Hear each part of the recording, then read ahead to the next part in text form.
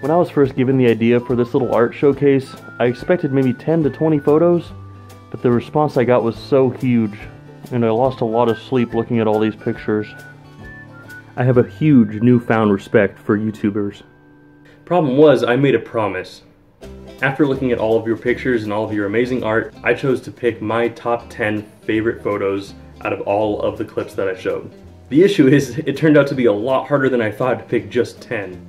So I'm going to stick to my guns and do the best that I can. But there will be some honorable mentions. The first couple images I wanted to go over were actually a couple of artists who made it just under the line for the original series, but I still wanted to display some of their stuff. So the first artist is Hypnodrama, who has some pretty beautiful pieces coming in right here. The lighting of this photo and like the aura of the background is really cool. And then as well from Hypnodrama we have this touching scene of what it looks like a girl getting some bad news from a biker. Next up we have some art from Lurak, or Lurak, another YouTuber who actually has a really fun channel doing animation memes. But the way that he does his coloring here is actually pretty rad. I think the shading of the lighter and darker colors really does add to the overall lighting aspect of this character. They do have a very unique style and it's easy to pick out from other artists. Next we have an awesome bit of fan art that was done for me by the amazing Queen of Rants 69. Thank you so much once again. I think you got their emotions down really well, you definitely captured their personalities, and the coloring with the hair, where it kind of looks almost metallic and it bleeds from the red to the black, is actually pretty cool, and I'm certainly a fan, so thank you once again. Wolfie Green gives us a pretty cool Breath of the Wild pick, some fantasy stuff going on. You see him there holding a sword, which is awesome. I really like this whole aspect. I think I've said it 100 times, but I like seeing characters drawn out in a fantasy style, so this is really cool. It's time for the top 10! Top 10. Now, like I said, it was very difficult for me to actually choose 10 artists, so I kind of just narrowed it down to my top 10 favorite pieces of the entire series. And the result of that is actually some pretty cool stuff, so let's start taking a look. Number 15. Now these are in no particular order, but starting off first we have Dizzy the Bat, that of which her piece I love. A lot of the time and effort she puts into her art is amazing. Not only the design of her character, but the small markings on the character itself actually make it stand out, and she has such a cute way of drawing these creatures. But I have to give her props, she gave me this idea and it's really helped my channel out a lot. So thank you a bunch, Dizzy the Bat. I also like this little self-promotion you did with the coffee, so I'll help you out there. Go support. Next is Faith Rosman's We Bear Bears art. Now the reason that I like this so much is because it's stylized and different. It's not the same as everything else that you see. It's abstract and exaggerated, which not only goes to help these characters' individuality show, but also the personality of the art piece in general is really present here. And I'm a big fan. Now, Fairy Nightclaw's art is so detailed and so intricate.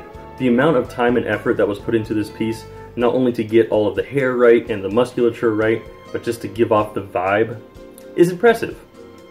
Now, I said in my review before that I like this piece because of its relation to Japanese traditional art with their Oni demons, and it was actually brought to my attention by the artist that they had no idea of the relation, but they could definitely see it now, so I'm glad that I could help out. Now, with Hy Dickington's art, I think I said before that it was a Disney style, but really what I meant more was like Don Bluth. I had to look it up a little bit later. Again, it's a very well done and very professional looking art, and it's something that I could imagine being in a film like that. And it does such a good job of conveying a message that it definitely deserves some recognition. Now, something about Jam Kitsune's art here, the underwater Hydra sea dragon thing, really resonates with me. Something about the fear aspect of it and the coloring and the neon lights, like I said before, really reminds me of Hexus, the main villain of the Fern Gully movie. Not necessarily in style, but just the general feel of it, the open mouth and the colors and all the neon glowing. I think it's really cool. Now, Nanook has so much good art. The reason why I picked this one specifically is that, one, the colors I like a lot. I noticed as I was doing this that I have a color palette that I seem to like, which is a lot of blues and browns. But the character's so cool, and it really makes me kind of want to be this character, like this superhero-y, furry character. Definitely an artist I'd recommend checking out. Definitely somebody I'd like everybody to support if you can. Even though I've only said good things about all of the art, I have nothing bad to say about this piece by Purple Dragon Ray. The colors, the style, the expression, it seems like this character has lore. I want to know more about this guy. The detail in the armor. I really do like anything that makes me want to learn more about it, and this is definitely one of those things. So good work there, and this art is very cool. Okay, so I might be a little bit biased here, and I'm not gonna lie, I definitely picked this because it is me. Scruffker Fluff has so much amazing art, and is very individualistic, and everything he does comes out amazing. But one of the reasons I picked this piece specifically is the expression and the way that he's standing is just one of my favorite things. When we were developing this piece, when he was showing me the sketches, I fell in love, and it's something that's been a wallpaper on my phone and on my laptop for a really long time.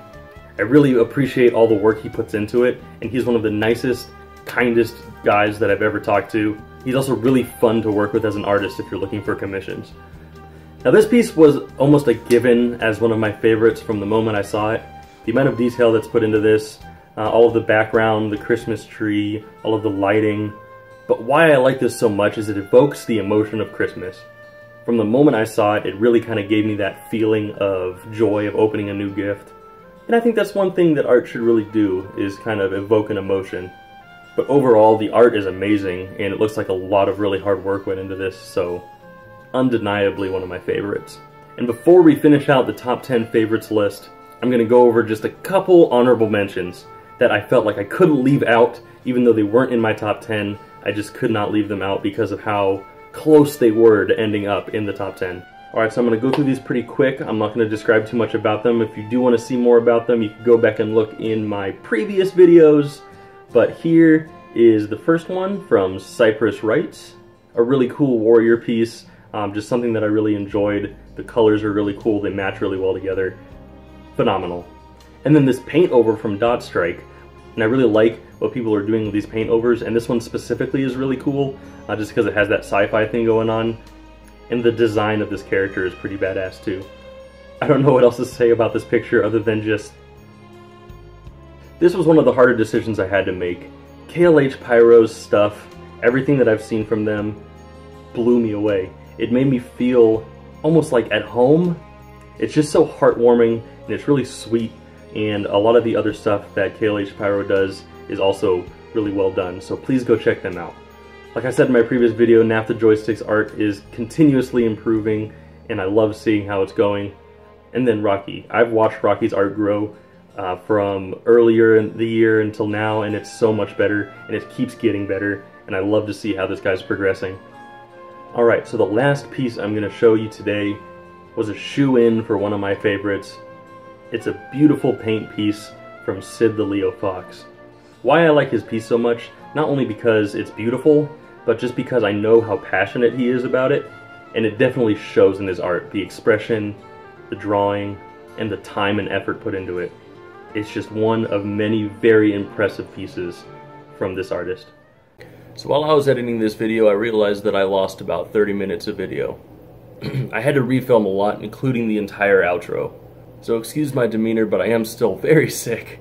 But thanks again to everybody who participated in this showcase. I really appreciate all of your support and all of your amazing art.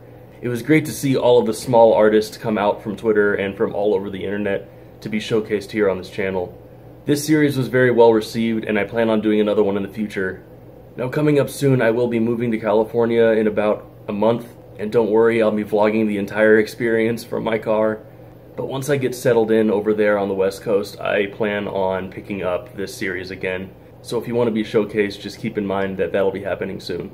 Thanks again for sticking with me this entire time. I really appreciate all the support, all of the views, and all of the comments. It's been a tiring but wonderful experience, and I hope you all have enjoyed what you've seen. I will also be starting up an opinions channel, a whole separate channel for my alternate persona. That'll be more of in a podcast opinion style. But I'm going to let you all go now. It's been a great experience. See you next time.